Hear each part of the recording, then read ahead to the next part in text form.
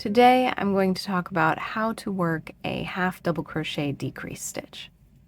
In my patterns there are two different ways to work a half double crochet decrease, and I'm going to go over both of them.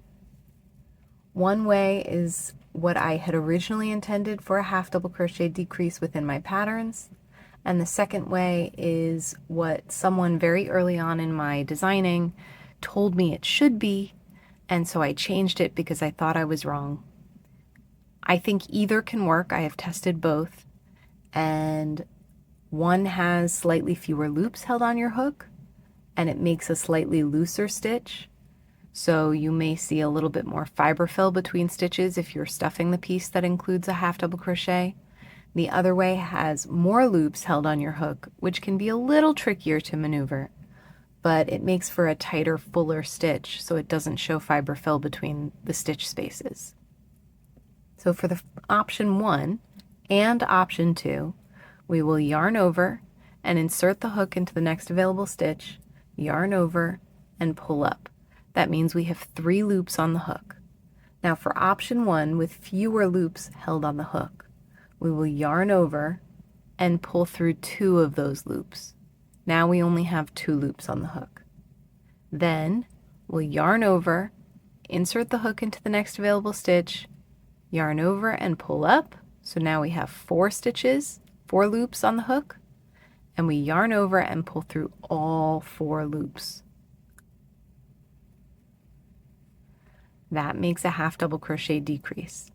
This is what was put in my pattern after I had included the original more loops on the hook version and was told that it did not work for someone, so I switched it, but I maintain that either one can work well. You can choose which one you want to use. They do not change the shaping. They are usable interchangeably, but this one has maybe a little bit more space in between it and other stitches. It builds up just ever so slightly more. I don't think it changes, again, I don't think it changes the shaping, but it does change the way you create the stitch. So this is option 1. Now I'm going to take you through option 2. So we're going to yarn over, insert the hook into the next available stitch, yarn over and pull up. Again, we have 3 loops on the hook, but this time instead of yarning over and pulling through 2 loops, we're going to leave all 3 loops on the hook like a regular half double crochet. So now we're going to do that again into the next available stitch. We yarn over, insert the hook into the next available stitch, yarn over and pull up. And now we should have 5 loops on the hook. 1, 2, 3, 4, 5. That's 1 from the loop that we started with, 2 from the first leg of the decrease, 2 from the second leg of the decrease, and now we're going to yarn over and pull through all 5 of those loops. So yarn over, pull through 1, 2, 3, 4, and 5. So as you can see, they both make a decrease. We both decreased 2 stitches down to 1.